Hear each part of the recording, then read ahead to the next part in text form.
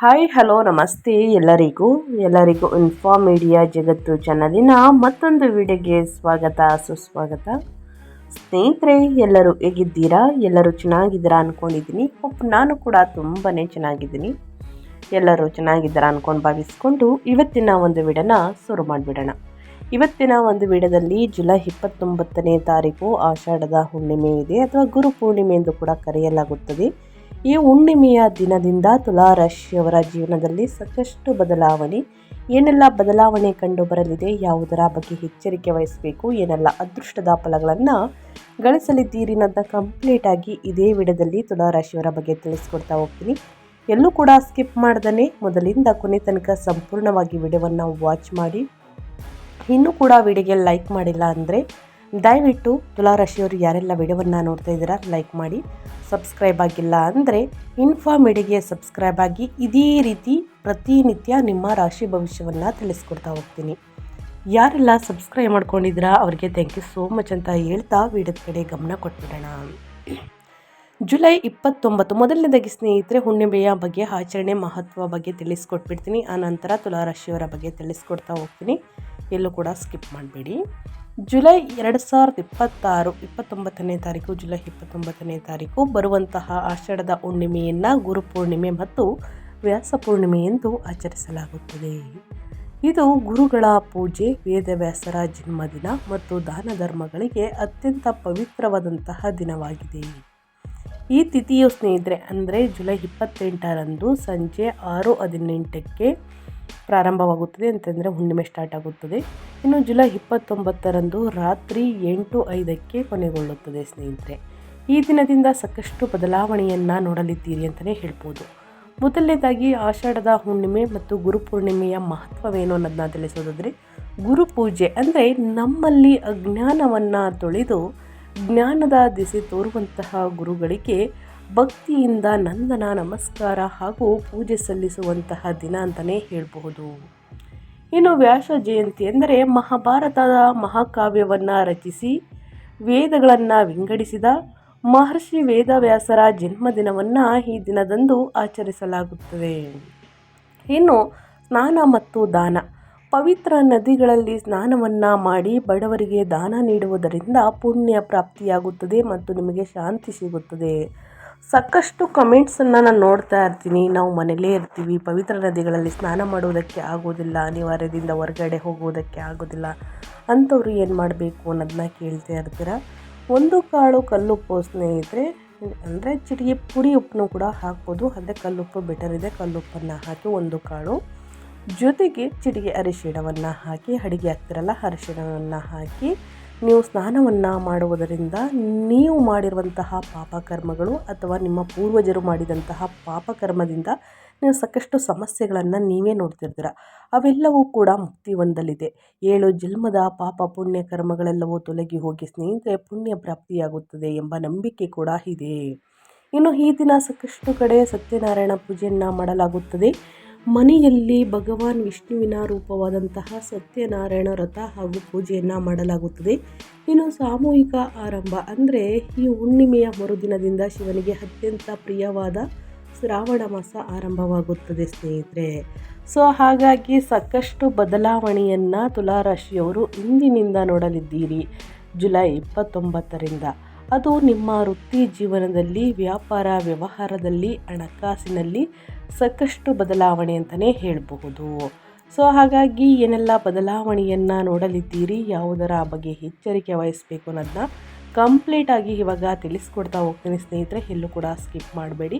ಆದಷ್ಟು ಈ ದಿನ ಬಡವರಿಗೆ, ನಿರ್ಗತಿಕರಿಗೆ ನಿಮ್ಮ ಕೈಯಲ್ಲಾದಷ್ಟು ಸಹಾಯವನ್ನು ಮಾಡಿ ಸ್ನೇಹಿತರೆ.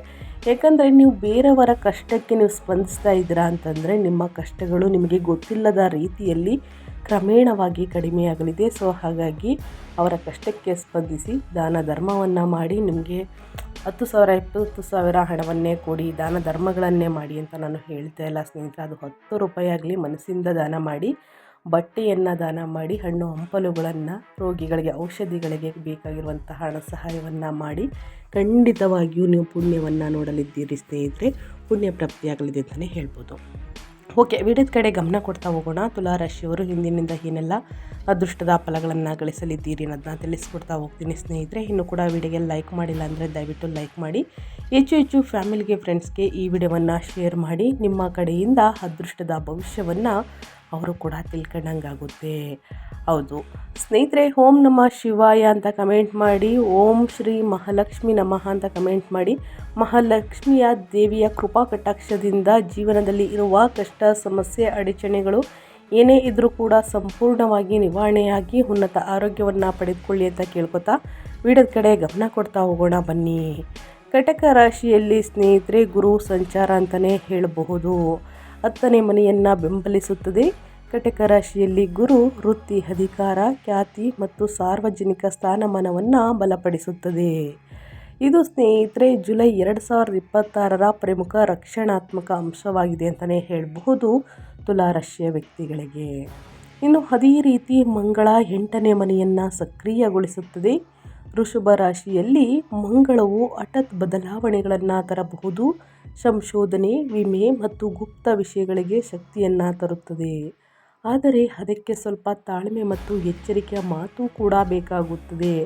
ದುಡುಕಿನ ಮಾತುಗಳು ಒಳಿತಲ್ಲ, ಇದನ್ನು ನೆನಪಿನಲ್ಲಿಟ್ಕೊಳ್ಳಿ ಸ್ನೇಹಿತರೆ. ಇನ್ನು ಅದೇ ರೀತಿ ಶನಿ 6ನೇ ಮನೆಯನ್ನು ಪರೀಕ್ಷಿಸುತ್ತಾನೆ. ಮೀನರಾಶಿಯಲ್ಲಿ ಶನಿಯು ಕೆಲಸದ ಒತ್ತಡ, ಸ್ಪರ್ಧೆ, ಸಾಲಗಳು ಮತ್ತು ಆರೋಗ್ಯ ಸ್ಥಿತಿಗೆ ಸಂಬಂಧಿಸಿದ ವಿಷಯಗಳಲ್ಲಿ ಶಿಸ್ತನ್ನು ಕೇಳುತ್ತಾನೆ. ನಿರಂತರ ಪ್ರಯತ್ನದ ಮೂಲಕ ನಿಧಾನಗತಿಯ ಪ್ರಗತಿ ಇನ್ನೂ ಸಾಧ್ಯ. ಅದೇ ರೀತಿ 11ನೇ ಮನೆಯ ಮೇಲೆ ಕೇತುವಿನ ಪ್ರಭಾವ. ಸಿಂಹರಾಶಿಯಲ್ಲಿರುವಂತಹ ಕೇತು ಲಾಭಗಳು, ಜಾಲಗಳು, ಹಿರಿಯ ಸಹೋದರರು ಮತ್ತು ಆಸೆಗಳನ್ನು ಕಾರ್ಯಾಚರಣೆಯಲ್ಲಿ ನಿರ್ಬಂಧ ಅಥವಾ ಅನಿಶ್ಚಿತತೆಯನ್ನು ಉಂಟು ಮಾಡಬಹುದು. ಆಧ್ಯಾತ್ಮಿಕ ಅಭ್ಯಾಸ ಮತ್ತು ಶಾಂತ ನಿರ್ಧಾರಗಳು ಸಹಾಯವನ್ನು ಮಾಡುತ್ತದೆ ತುಲಾರಾಶಿಯ ವ್ಯಕ್ತಿಗಳಿಗೆ. ಒಟ್ಟಾರೆಯಾಗಿ ಹೇಳಬೇಕು ಅಂದರೆ ಗ್ರಹಗಳ ಸಂಚಾರ ಮತ್ತು ಗ್ರಹಗಳ ಸ್ಥಾನ ಬದಲಾವಣೆಯಿಂದ ಜುಲೈ 29 ಅಂದರೆ ಆಷಾಢದ ಹುಣ್ಣಿಮೆಯ ದಿನದಿಂದ ಏನೆಲ್ಲ ಬದಲಾವಣೆಯನ್ನು ತುಲಾರಾಶಿಯವರು ನೋಡಲಿದ್ದೀರಿ ಅಂದರೆ, ಜುಲೈ 2026 ತುಲಾರಾಶಿಯ ಸ್ಥಳೀಯರಿಗೆ ಪ್ರಾಯೋಗಿಕ ಮತ್ತು ಪರಿವರ್ತನಾಶೀಲ ತಿಂಗಳು. 10ನೇ ಮನೆಯಲ್ಲಿ ಉತ್ತುಂಗದಲ್ಲಿರುವ ಗುರುವಿನ ಬಲವಾದ ಬೆಂಬಲವು ಬರುತ್ತದೆ. ಇದು ವೃತ್ತಿ, ಅಧಿಕಾರ, ಖ್ಯಾತಿ ಮತ್ತು ಸಾರ್ವಜನಿಕ ಸ್ಥಾನಮಾನಕ್ಕೆ ವಿಷಯಗಳನ್ನು ಸುಧಾರಿಸುತ್ತದೆ. ಅದೇ ಸಮಯದಲ್ಲಿ 8ನೇ ಮನೆಯಲ್ಲಿ ಮಂಗಳವು ನಿಮ್ಮನ್ನು ಸಕ್ರಿಯವಾಗಿ, ನೇರ ಮತ್ತು ಕೆಲವೊಮ್ಮೆ ತಾಳ್ಮೆ ಇಲ್ಲದ ಸ್ಥಿತಿಯಲ್ಲಿ ಸಂಭವಿಸುತ್ತದೆ. 6ನೇ ಮನೆಯಲ್ಲಿ ಶನಿಯು ಆತುರದ ನಿರ್ಧಾರದಿಂದ ನಿಧಾನ ಮತ್ತು ಸ್ಥಿರವಾದ ಕೆಲಸ ಉತ್ತಮ ಎಂದು ನಿಮಗೆ ನೆನಪಿಸುತ್ತದೆ ಅಂತಲೇ ಹೇಳ್ಬೋದು. ಆದಷ್ಟು ಈ ತಿಂಗಳು ಪ್ರಗತಿಯನ್ನು ನೀಡಬಹುದು ನಿಮಗೆ. ಆದರೆ ನೀವು ಧೈರ್ಯ ಮತ್ತು ತಾಳ್ಮೆಯನ್ನು ಸಂಯೋಜಿಸಿದಾಗ ಮಾತ್ರ ಫಲಿತಾಂಶಗಳು ಸ್ಥಿರವಾಗಿರುತ್ತದೆ. ಒಟ್ಟಾರೆಯಾಗಿ ಗ್ರಹಗಳ ಸಂಚಾರ ಮತ್ತು ಗ್ರಹಗಳ ಸ್ಥಾನ ಬದಲಾವಣೆಯಿಂದ ಏನೆಲ್ಲ ಬದಲಾವಣೆಯನ್ನು ನೋಡಲಿದ್ದೀರಿ ತುಲಾರಾಶಿಯ ವ್ಯಕ್ತಿಗಳು ಅನ್ನೋದನ್ನ ಕಂಪ್ಲೀಟಾಗಿ ತಿಳಿಸ್ಕೊಟ್ಟಿದ್ದೀನಿ ಸ್ನೇಹಿತರೆ. ಅದೇ ರೀತಿ ವೃತ್ತಿ ಜೀವನದ ಬಗ್ಗೆ ಹೇಳೋದಾದರೆ ಏನೆಲ್ಲ ಬದಲಾವಣೆಯನ್ನು ನಿಮ್ಮ ಕೆರಿಯರ್ ಮತ್ತು ಜಾಬಲ್ಲಿ ನೋಡಲಿದ್ದೀರಿ, ಯಾವುದರ ಬಗ್ಗೆ ಮುನ್ನೆಚ್ಚರಿಕೆಗಳನ್ನು ತೆಗೆದುಕೊಳ್ಬೇಕು ಅಂದರೆ, ಜುಲೈ 29ರಿಂದ ವೃತ್ತಿ ಜೀವನವು ಹೆಚ್ಚು ಸಕ್ರಿಯವಾಗಿದೆ. ಆತುರ ಮತ್ತು ಗೌರವಯುತ ಕಾರ್ಯವಿಧಾನವನ್ನು ತಪ್ಪಿಸಿದಾಗ ಜವಾಬ್ದಾರಿ ಮತ್ತು ಸಾರ್ವಜನಿಕ ಇಮೇಜ್ ಸುಧಾರಿಸುತ್ತದೆ ಅಂತಲೇ ಹೇಳಬಹುದು ತುಲಾರಾಶಿಯ ವ್ಯಕ್ತಿಗಳಿಗೆ.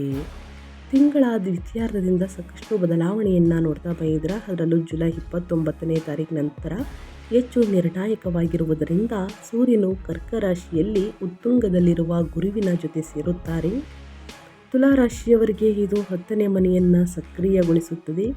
ಆದ್ದರಿಂದ ವೃತ್ತಿ, ಅಧಿಕಾರ, ಖ್ಯಾತಿ ಮತ್ತು ಸಾರ್ವಜನಿಕ ಸ್ಥಾನಮಾನಕ್ಕೆ ವೃತ್ತಿ ನಿರ್ಧಾರಗಳು ಮುಖ್ಯವಾದವು ಅಂತಲೇ ಹೇಳಬಹುದು. 8ನೇ ಮನೆಯಲ್ಲಿ ಮಂಗಳನ ಸಂಚಾರ ನಿಮಗೆ ಒಂಥರ ಧೈರ್ಯ ಮತ್ತು ವೇಗವನ್ನು ನೀಡಲಾಗುತ್ತದೆ. ಅದಿಯಾಗೋ ಹಿರಿಯರು, ಕ್ಲೈಂಟ್ಗಳು ಅಥವಾ ಸಹೋದ್ಯೋಗಿಗಳೊಂದಿಗೆ ಕಠಿಣವಾಗಿ ಮಾತನಾಡುವುದನ್ನು ಆದಷ್ಟು ತಪ್ಪಿಸಿ. 6ನೇ ಮನೆಯಲ್ಲಿ ಶನಿಯ ಸ್ಥಾನವು ಕೆಲವು ಫಲಿತಾಂಶಗಳನ್ನು ವಿಳಂಬಗೊಳಿಸಬಹುದು. ಆದರೆ ಇದು ನಿಮಗೆ ಹೆಚ್ಚು ಪ್ರಬುದ್ಧ ಕೆಲಸದ ಮಾದರಿಯನ್ನು ನಿರ್ಮಿಸುತ್ತದೆ, ಸಹಾಯವನ್ನು ಮಾಡುತ್ತದೆ. ಒಟ್ಟಾರೆಯಾಗಿ ಏನೆಲ್ಲ ಬದಲಾವಣೆಯನ್ನು ನೋಡಲಿದ್ದೀರಿ ನಿಮ್ಮ ಕೆರಿಯರ್ ಮತ್ತು ಜಾಬಲ್ಲಿ ಅನ್ನೋದನ್ನು ತಿಳಿಸ್ಕೊಟ್ಟಿದ್ದೀನಿ.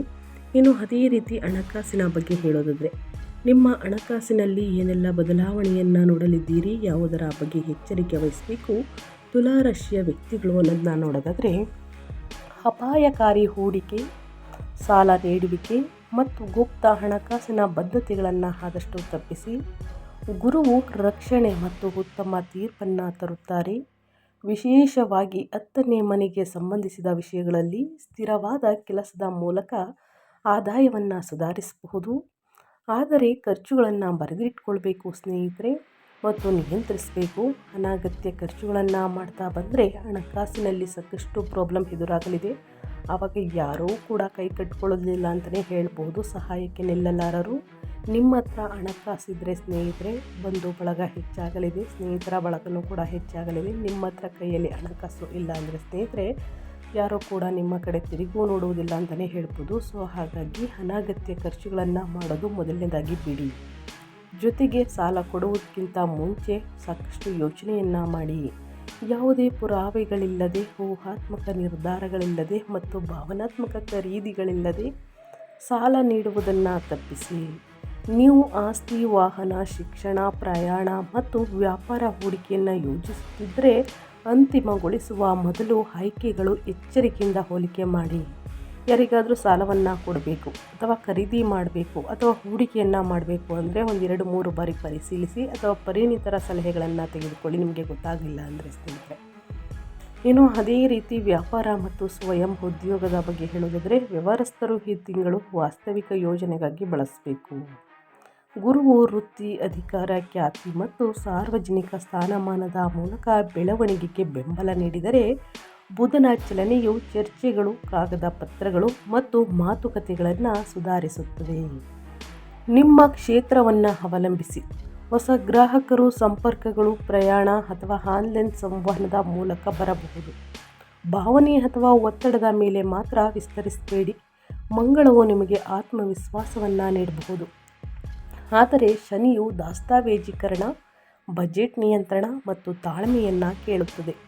ನಿರ್ಧಾರಗಳನ್ನು ಸರಿಯಾಗಿ ಪರಿಶೀಲಿಸಿದಾಗ ರಿಯಲ್ ಎಸ್ಟೇಟ್, ಶಿಕ್ಷಣ ಸಲಹಾ, ಸಂವಹನ, ತಾಂತ್ರಿಕ ಕೆಲಸ, ವ್ಯಾಪಾರ ಮತ್ತು ಸೇವಾ ಆಧಾರಿತ ಚಟುವಟಿಕೆಗಳು ಪ್ರಗತಿಯನ್ನು ಸಾಧಿಸಬಹುದು.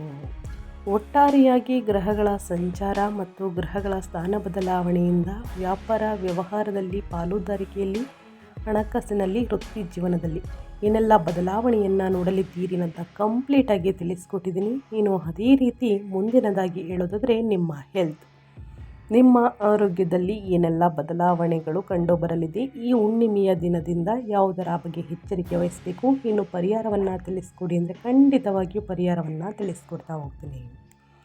ಮೊದಲನೇದಾಗಿ ಜೀರ್ಣಕಾರಿ ಸಮಸ್ಯೆಗಳು ನಿಮಗೆ ಕಾಣಿಸ್ಕೊಳ್ಬಹುದು. ಸರಿಯಾದ ರೀತಿಯಲ್ಲಿ ಡೈಜೆಷನ್ ಆಗಲ್ಲ ನಿಮಗೆ. ಸೋಂಕು, ಒತ್ತಡ ಮತ್ತು ಕೆಲಸದ ಆಯಾಸವನ್ನು ನಿಯಂತ್ರಿಸಬೇಕು. ಮಂಗಳ ಗ್ರಹವು ಶಾಖ, ಕಿರಿಕಿರಿ ಮತ್ತು ಚಡಪಡಿಕೆಯನ್ನು ಹೆಚ್ಚಿಸಬಹುದು ನಿಮಗೆ. ಆದ್ದರಿಂದ ಅನಿಯಮಿತ ಆಹಾರ, ಅತಿಯಾಗಿ ಜಂಕ್ ಫುಡ್ಡನ್ನು ಸೇವನೆ ಮಾಡ್ತಿರ್ತೀರ ಸ್ನೇಹಿತರೆ, ಆ ಕಾರಣದಿಂದ ನಿಮಗೆ ಜೀರ್ಣಕಾರಿ ಸಮಸ್ಯೆ ಉದ್ಭವಿಸಬಹುದು. ನಿಯಮಿತವಾಗಿ ಆಹಾರವನ್ನು ಸೇವಿಸಿ. ಕೋಪ ಮತ್ತು ಅತಿಯಾದ ಕೆಲಸವನ್ನು ಆದಷ್ಟು ತಪ್ಪಿಸಿ. ಒತ್ತಡದಿಂದಲೂ ಸಾಕಷ್ಟು ನಿಮ್ಮ ಆರೋಗ್ಯದಲ್ಲಿ ಎಫೆಕ್ಟ್ ಬೀಳ್ಬೋದು. ನಿರ್ಲಕ್ಷ್ಯಪಟ್ಟಂತಹ ಸಮಸ್ಯೆಯನ್ನು ಮುಂದೂಡಬಾರ್ದು ಎಂದು ಗ್ರಹಗಳು ಸೂಚಿಸುತ್ತಿದೆ.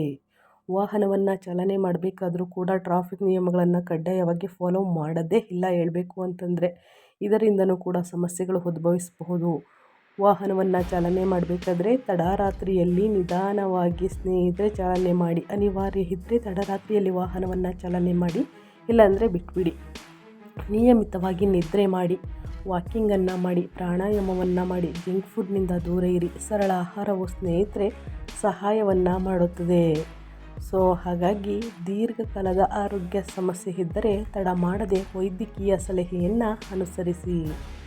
ಇನ್ನು ಪ್ರತಿದಿನ ಯೋಗ, ಧ್ಯಾನ, ಮೆಡಿಟೇಷನನ್ನು ಮಾಡುವುದರಿಂದ ಉನ್ನತ ಆರೋಗ್ಯವನ್ನು ಪಡೆದುಕೊಳ್ಳಲಿದ್ದೀರಿ ಸ್ನೇಹಿತರೆ.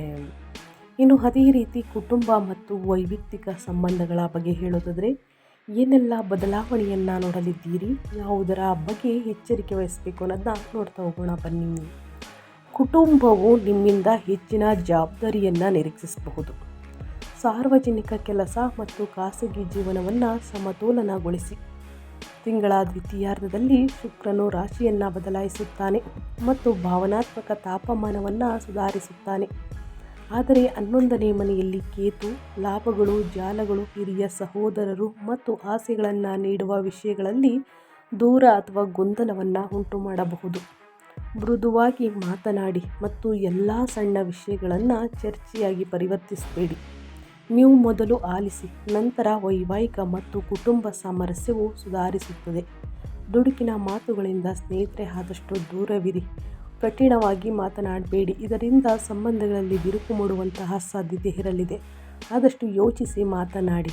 ಇನ್ನು ಮನೆಯಲ್ಲಿ ಶುಭ ಕಾರ್ಯಗಳು ನಡೆಯಬಹುದು, ಏಕೆಂದರೆ ಶುಕ್ರನು ರಾಶಿಯನ್ನು ಬದಲಾಯಿಸುತ್ತಾನೆ. ಆವಾಗ ಭಾವನಾತ್ಮಕ ತಾಪಮಾನವು ಸುಧಾರಿಸಲಿದೆ ಸ್ನೇಹಿತರೆ. ಆನಂತರ ಶುಭ ಕಾರ್ಯಗಳು ನಡೆಯಲಿದೆ ಅಂತಲೇ ಹೇಳಬಹುದು. ಇನ್ನು ಅದೇ ರೀತಿ ವಿದ್ಯಾರ್ಥಿಗಳ ಬಗ್ಗೆ ಹೇಳೋದಾದರೆ, ವಿದ್ಯಾಭ್ಯಾಸದಲ್ಲಿ ಏನೆಲ್ಲ ಬದಲಾವಣೆಗಳು ಕಂಡು ಬರಲಿದೆ, ಯಾವುದರ ಬಗ್ಗೆ ಎಚ್ಚರಿಕೆ ವಹಿಸಬೇಕು ಅನ್ನೋದನ್ನ ನೋಡ್ತಾ ಹೋಗೋಣ. ಕಲಿಕೆ, ತರಬೇತಿ ವಲಯಗಳು ಮತ್ತು ಆನ್ಲೈನ್ ಸಮುದಾಯಗಳು ಸಹಾಯವನ್ನು ಮಾಡಬಹುದು. ಬುಧನ ಚಲನೆಯು ಪರಿಷ್ಕರಣೆ, ಚರ್ಚೆ ಮತ್ತು ಲಿಖಿತ ಅಭ್ಯಾಸದ ಮೂಲಕ ಕಲಿಕೆಗೆ ಸಹಾಯವನ್ನು ಮಾಡುತ್ತದೆ. ಸ್ಪರ್ಧಾತ್ಮಕ ಪರೀಕ್ಷೆಗಾಗಿ ತಯಾರಿಯನ್ನು ನಡೆಸುತ್ತಿರುವ ವಿದ್ಯಾರ್ಥಿಗಳು ನಿಗದಿತ ಪರೀಕ್ಷೆಯನ್ನು ಕಾಯ್ದುಕೊಳ್ಬೇಕು. ಇತರರೊಂದಿಗೆ ಹೋಲಿಕೆ ಮಾಡುವುದನ್ನು ಆದಷ್ಟು ತಪ್ಪಿಸಿ. ನೀವೇ ಪ್ರತಿದಿನ ಒಂದೊಂದು ವಿಷಯವನ್ನು ಪೂರ್ಣಗೊಳಿಸುವತ್ತ ಗಮನ ಹರಿಸಿ. ಆದಷ್ಟು ಮನೋರಂಜನೆ ಕಡೆ ಆಸಕ್ತಿಯನ್ನು ಕಡಿಮೆ ಮಾಡಿ. ಶಿಕ್ಷಕರು, ಹಿರಿಯರು ಮತ್ತು ತಂದೆ ತಾಯಿ ಮಾರ್ಗದರ್ಶಕರ ಮಾರ್ಗದರ್ಶನ ಈ ತಿಂಗಳು ತುಂಬ ಉಪಯುಕ್ತವಾಗಲಿದೆ. ಈ ತಿಂಗಳು ಅಂತಲ್ಲ ಸ್ನೇಹಿತರೆ, ಹಿರಿಯರ ಮಾತನ್ನು ಕೇಳಿ. ಖಂಡಿತವಾಗಿ ನೀವು ಹಾಳಾಗುವುದನ್ನು ಅವರು ಬಯಸುವುದಿಲ್ಲ, ನೀವು ಉದ್ಧಾರ ಆಗುವುದನ್ನೇ ಬಯಸೋದು. ಸೊ ಹಾಗಾಗಿ ಅವರ ಮಾತುಗಳನ್ನು ಕೇಳಿ ಒಂದೊಂದೇ ವಿಷಯವನ್ನು ಪೂರ್ಣಗೊಳಿಸುತ್ತಾ ಗಮನ ಹರಿಸಿ ಸ್ನೇಹಿತರೆ. ಖಂಡಿತವಾಗಿ ಉನ್ನತ ಫಲಿತಾಂಶವನ್ನು ತುಲಾರಾಶಿಯ ವಿದ್ಯಾರ್ಥಿಗಳು ಗಳಿಸಲಿದ್ದೀರಿ. ಇನ್ನು ಈ ಪರಿಹಾರವನ್ನು ತಿಳಿಸ್ಕೊಡ್ತೀನಿ ಸ್ನೇಹಿತರೆ ನಿಮ್ಮ ಸಮಸ್ಯೆಗಳಿಗೆ. ಇದನ್ನು ಹುಣ್ಣಿಮೆ ದಿನ ಕೂಡ ಮಾಡ್ಬೋದು ಅಥವಾ ಬಿಡೋ ದಿನ ಕೂಡ ಮಾಡಬಹುದು. ಜುಲೈ 2026 ಜ್ಯೋತಿಷ್ಯದ ಪರಿಹಾರಗಳು ಬಂದು ಈ ತಿಂಗಳು ಒತ್ತಡವನ್ನು ಕಡಿಮೆ ಮಾಡಲು ಮತ್ತು ಇತರ ಗ್ರಹಗಳನ್ನು ಉತ್ತಮ ಫಲಿತಾಂಶಗಳನ್ನು ಪಡೆದುಕೊಳ್ಳಲು, ಗುರು, ಶನಿ ಮತ್ತು ಇತರ ಗ್ರಹಗಳ ಅನುಕೂಲಕರ ಫಲಿತಾಂಶಗಳನ್ನು ಸುಧಾರಿಸಲು ನಾನು ಹೇಳುವಂತಹ ಸರಳ ಪರಿಹಾರವನ್ನು ಅನುಸರಿಸಿ. ಹಣಕಾಸು ಮತ್ತು ಸಂಬಂಧಗಳಿಗಾಗಿ ಶುಕ್ರವಾರದಂದು ಲಕ್ಷ್ಮೀ ದೇವಿಗೆ ಪ್ರಾರ್ಥನೆಯನ್ನು ಸಲ್ಲಿಸಿ. ಅಥವಾ ಸ್ನೇಹಿತರೆ, ಬರುವಂತಹ ಹುಣ್ಣಿಮೆ ಆಷಾಢದ ಹುಣ್ಣಿಮೆಯಾಗಿರುವ ಕಾರಣ ಹುಣ್ಣಿಮೆ ದಿನ ಲಕ್ಷ್ಮೀ ದೇವಿಯನ್ನು ಪೂಜಿಸಿ ಲಕ್ಷ್ಮೀ ದೇವಿಯ ಸ್ತೋತ್ರವನ್ನು ಹೇಳಿ ಸ್ನೇಹಿತರೆ. ಯಾವುದಾದ್ರೂ ಶುಕ್ರವಾರದಂದು ಲಕ್ಷ್ಮೀ ದೇವಿಗೆ ಪ್ರಾರ್ಥನೆಯನ್ನು ಕೂಡ ಸಲ್ಲಿಸಬಹುದು. ಆದಷ್ಟು ಕೋಪವನ್ನು ನಿಯಂತ್ರಿಸಲು, ಅಪಾಯಕಾರಿ ನಿರ್ಧಾರಗಳನ್ನು ತಪ್ಪಿಸಲು ಮಂಗಳವಾರದಂದು ಹನುಮಾನ್ ಚಾಲಿಸವನ್ನು ಪಠಿಸಿ. ವೃತ್ತಿ, ಮಾರ್ಗದರ್ಶನ ಮತ್ತು ರಕ್ಷಣೆಗಾಗಿ ಗುರುವನ್ನು ಪೂಜಿಸುವುದರಿಂದ ಆಲ್ಮೋಸ್ಟ್ ಸಮಸ್ಯೆಗಳೆಲ್ಲವೂ ನಿವಾರಣೆಯಾಗಲಿದೆ. ಸೊ ಹಾಗಾಗಿ ತಪ್ಪದೆ ಈ ಸಣ್ಣ ಪುಟ್ಟ ಪರಿಹಾರವನ್ನು ತುಲಾರಾಶಿಯವರು ಮಾಡಿ ಅಂತ ಹೇಳ್ತಾ ವಿಡಿಯೋವನ್ನು ಎಂಡ್ ಮಾಡ್ತಾ ಇದ್ದೀನಿ. ತುಲಾರಾಶಿಯವರಿಗೆ ಒಳ್ಳೆಯ ಮಾಹಿತಿ ಸಿಕ್ಕಿದ್ದಲ್ಲಿ, ಈ ವಿಡಿಯೋ ಯೂಸ್ಫುಲ್ ಅನಿಸಿದ್ದಲ್ಲಿ ತಪ್ಪದೆ ವಿಡಿಯೋಗೆ ಲೈಕ್, ಕಮೆಂಟ್, ಶೇರ್ ಮಾಡಿ ನಿಮ್ಮ ಅಭಿಪ್ರಾಯವನ್ನು ತಿಳಿಸಿ. ನಿಮಗೂ ಮತ್ತು ನಿಮ್ಮ ಕುಟುಂಬಕ್ಕೆ ತುಂಬಾ ಒಳ್ಳೆಯದಾಗಲಿ. ಮತ್ತೊಂದು ವಿಡಿಯೋದಲ್ಲಿ ಸಿಗ್ತೀನಿ. Thank you for watching.